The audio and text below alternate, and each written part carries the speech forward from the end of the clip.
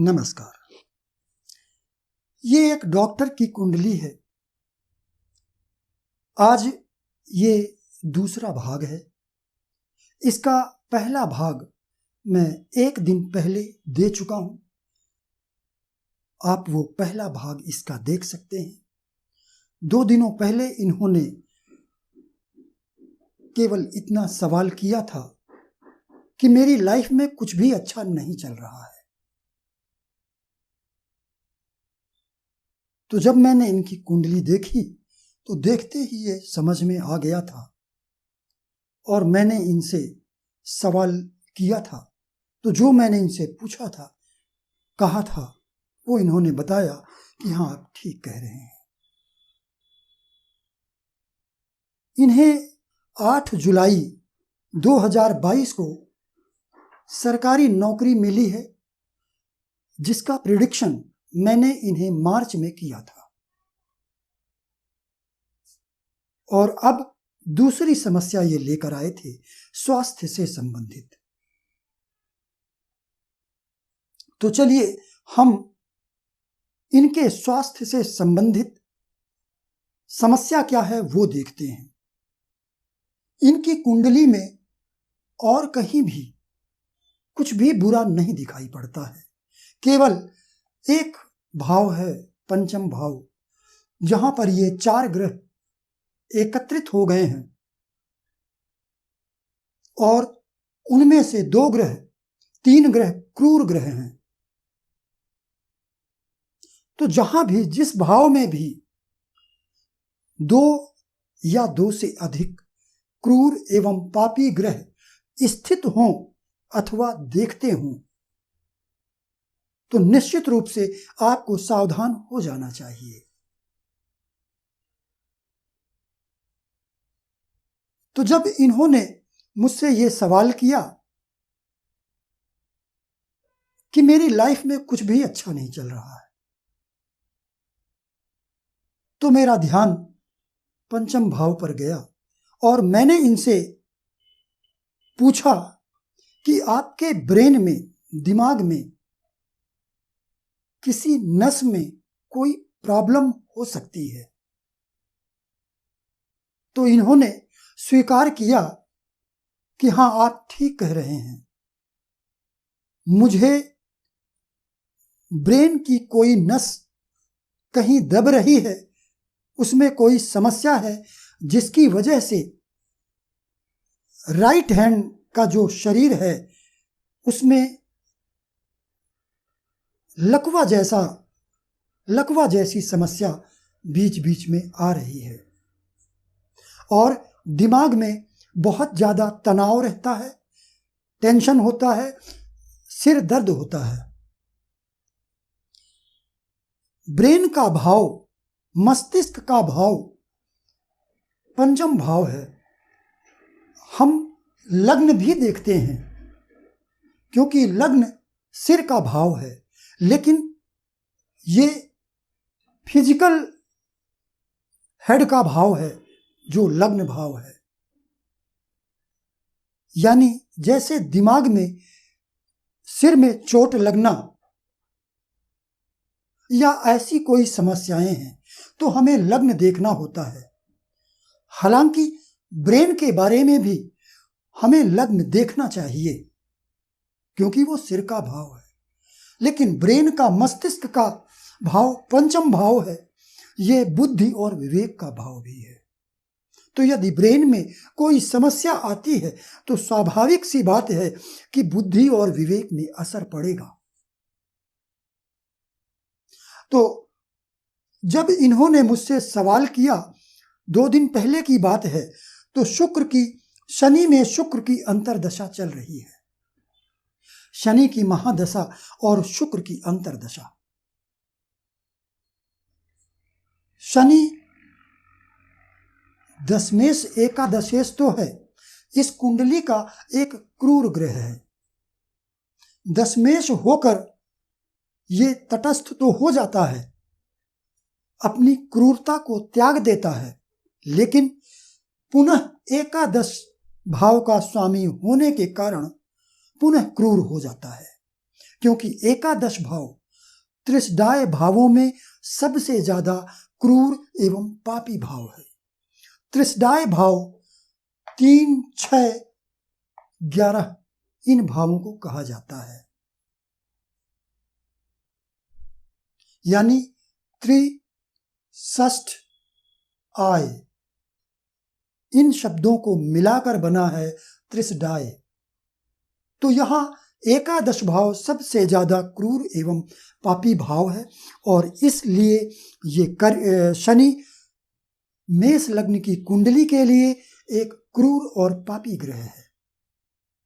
और ये शनि क्रूर एवं पापी ग्रह होकर पंचम भाव में स्थित है। ये शनि पंचम भाव और पंचमेश सूर्य दोनों को पीड़ित कर रहा है। शनि यहां पर अस्त होने से और राहु एवं सूर्य के द्वारा पीड़ित होने से दुर्बल भी हुआ है और इसलिए यहां पर शनि बुरे रिजल्ट ही देगा, बुरे परिणाम ही देगा। शारीरिक मामलों में, रिश्तों के मामले में ये पंचम भाव संतान का भाव है। यहां पर शनि राहु स्थित हैं तो इन्हें संतान भी या तो होगी नहीं और या फिर बहुत विलंब से होगी। संतान होने में समस्याएं भी आएंगी, लेकिन संतान के बारे में देखने के लिए हमें कम से कम 4 कुंडलियां देखनी होंगी, तब हम किसी निर्णय पर पहुंच सकते हैं। लग्न कुंडली, चंद्र कुंडली, नवांश कुंडली और फिर सबसे महत्वपूर्ण लग्न के बाद सप्तांश कुंडली।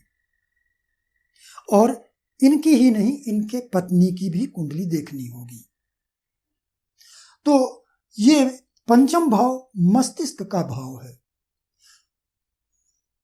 ब्रेन, और मस्तिष्क या ब्रेन शरीर का एक अंग है, तो उस अंग में यह शनि पीड़ा अवश्य देगा। तो शनि की महादशा चल रही है और शुक्र की अंतरदशा है। अब शुक्र को देखिए। शुक्र इस कुंडली का सप्तमेश एवं द्वितीयेश होकर एक प्रबल मार्केश बना हुआ है, 2 मारक भाव का स्वामी हो गया है। मेष लग्न की कुंडली में शुक्र चूंकि एक नैसर्गिक रूप से शुभ ग्रह है, तो जब कोई भी शुभ ग्रह केंद्र का स्वामी बनता है तो अपनी शुभता को त्याग देता है। वो ये आप कह सकते हैं कि तटस्थ हो जाता है, अशुभ नहीं होता है, तटस्थ हो जाता है, शुभता को त्याग देता है। अब यदि उस ग्रह की दूसरी राशि भी है तो उस दूसरी राशि किस भाव में है, इस पर भी निर्भर करेगा कि वो ग्रह कैसा फल देगा। यहां पर शुक्र ने केंद्र का स्वामी होने के कारण अपनी शुभता को त्याग दिया है और द्वितीय भाव का स्वामी बन गया है। द्वितीय भाव एक मारक भाव है और इस कुंडली में सबसे प्रबल मारक भाव द्वितीय भाव ही कहलाता है। सप्तम की अपेक्षा 2 ही मारक भाव हैं, सप्तम और द्वितीय।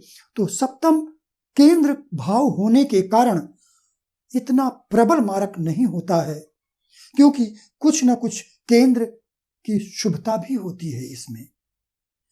और लेकिन जो द्वितीय भाव है ये प्रबल मारक भाव होता है।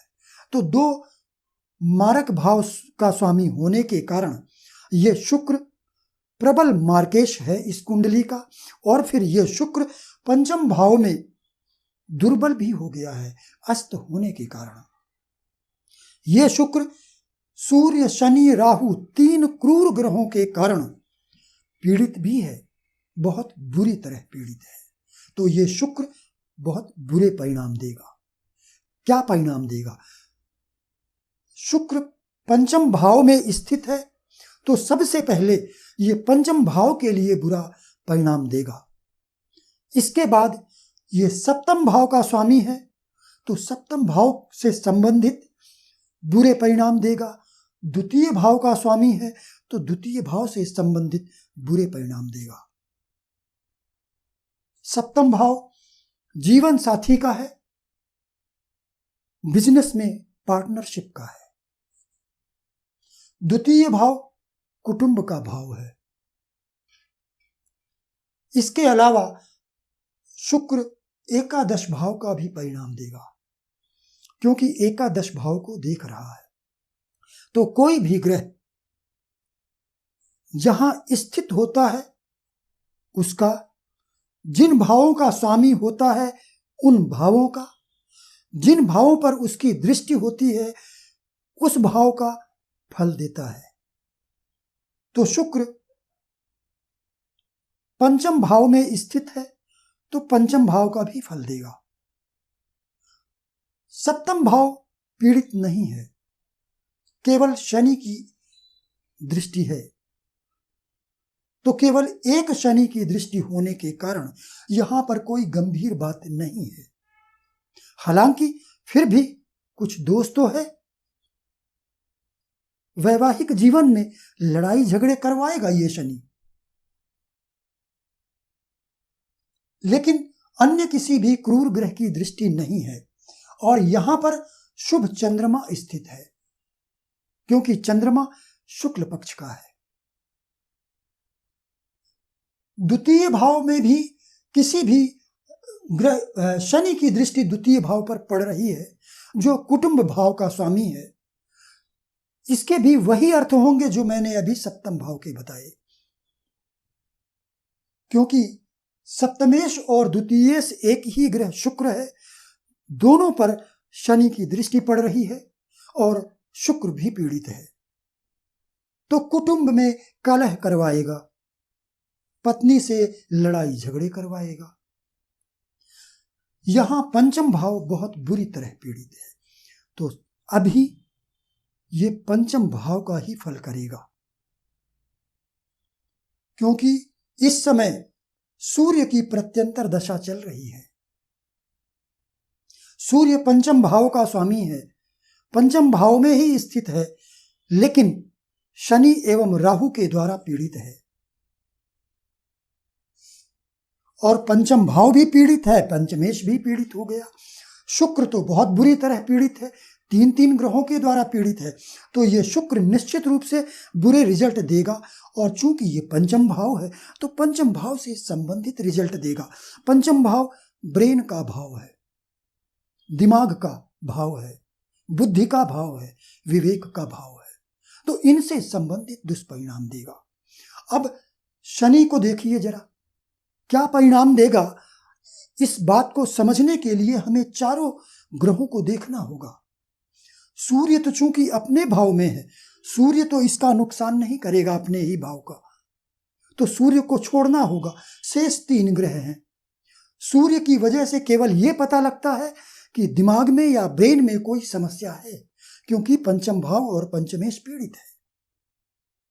शुक्र मार्केश है और मार्केश होकर पंचम भाव में पीड़ित है, तो अपना मारक प्रभाव दिखाएगा, अशुभ परिणाम देगा।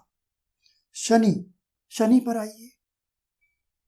शनि नसों का कारक है, नर्वस सिस्टम का कारक है शनि। और ये शनि यहां पर अस्त भी है और सूर्य एवं राहु के द्वारा पीड़ित भी है। तो बात साफ होती है कि दिमाग से संबंधित किसी नसों में प्रॉब्लम हो सकती है। यही बात मैंने उन्हें पूछा था कि क्या आपके दिमाग में किन्हीं कोई नस है जहां कोई समस्या है आपको। तो उन्होंने बताया था कि हाँ, मेरा सिर दर्द करता है, टेंशन, अनावश्यक रूप से टेंशन रहता है, और मेरे दाहिने अंग में बीच बीच में लकवा मार देता है, लकवा मारने जैसी स्थिति हो जाती है। और वो तो स्वयं भी एक डॉक्टर हैं और उन्होंने दूसरे डॉक्टरों को दिखाया, सारे टेस्ट करवाए, तो ये सिम्टम है उनके। तो शनि चूंकि पीड़ित है, जो नसों का कारक है, सूर्य जो पंचम भाव का काल पुरुष की कुंडली में भी नैसर्गिक रूप से सूर्य पंचम भाव का कारक है। पंचम भाव बुद्धि, दिमाग का भाव है। तो सूर्य और शनि ये बता रहे हैं कि इन्हें नसों से संबंधित कोई समस्या है। अब डॉक्टर के पास इनका इलाज तो चल ही रहा है। यहां ये स्पष्ट हो गया कि इनको नसों से संबंधित समस्या हो सकती है, और सिर में, दिमाग में, ब्रेन में। कुंडली का ये दाहिना भाग भी है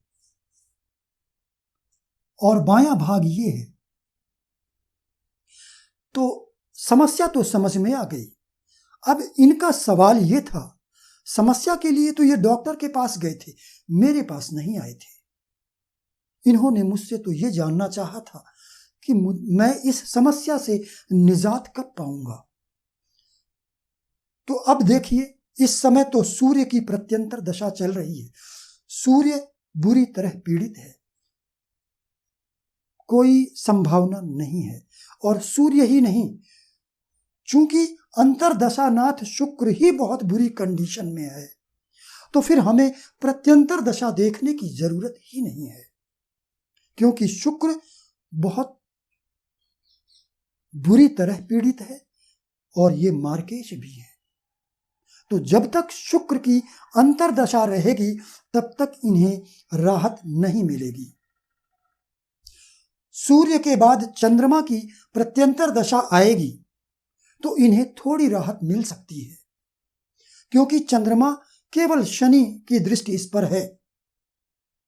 चंद्रमा के बाद मंगल की प्रत्यंतर दशा आएगी तो थोड़ा और राहत मिलेगी, लेकिन ये ठीक नहीं हो सकेंगे। शुक्र की अंतरदशा 5 जनवरी 2025 तक है, तो 5 जनवरी 2025 तक इस समस्या से निजात इन्हें नहीं मिल सकेगा, क्योंकि महादशानाथ शनि भी पीड़ित है और अंतरदशानाथ शुक्र भी पीड़ित है। तो शुक्र के बाद फिर सूर्य की अंतरदशा आएगी। तो क्या शनि की महादशा और सूर्य की अंतरदशा में इन्हें मुक्ति मिलेगी? नहीं मिलेगी, क्योंकि सूर्य भी यहां शनि एवं राहु के द्वारा पीड़ित है। इन्हें तब भी मुक्ति नहीं मिलेगी, क्योंकि सूर्य अपने ही भाव में स्थित है, यानी बलवान है। इसलिए शुक्र की अपेक्षा जब सूर्य की अंतरदशा आएगी तो इन्हें थोड़ा लाभ निश्चित रूप से होगा। और ये सूर्य औषधि का कारक भी है। नवांश कुंडली में इस पर गुरु की दृष्टि भी पड़ रही है, इसलिए थोड़ा लाभ इन्हें जरूर होगा, लेकिन पूर्णतः लाभ नहीं हो सकेगा। कितना लाभ होगा? 25%, मैक्सिमम 25%, क्योंकि सूर्य पीड़ित बहुत ज्यादा है। तो सूर्य में भी इन्हें कोई खास लाभ नहीं होगा। सूर्य के बाद चंद्रमा की अंतरदशा आएगी, जो 17 दिसंबर 2025 से लेकर 17 जुलाई 2027 तक चलेगी। तो चंद्रमा में क्या होगा? चंद्रमा केवल शनि की दृष्टि है इस पर। यह शुभ और बलवान चंद्रमा है, क्योंकि शुक्ल पक्ष का चंद्रमा है। इस पर अन्य किसी ग्रह की दृष्टि नहीं है। इस पर गुरु की दृष्टि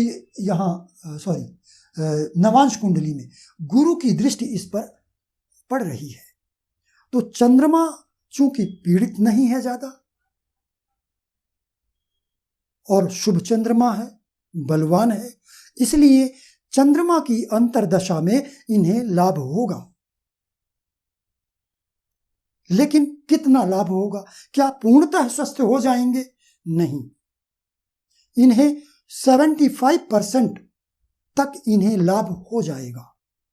25% फिर भी नहीं होगा, क्योंकि ये चंद्रमा पर शनि की दृष्टि पड़ रही है।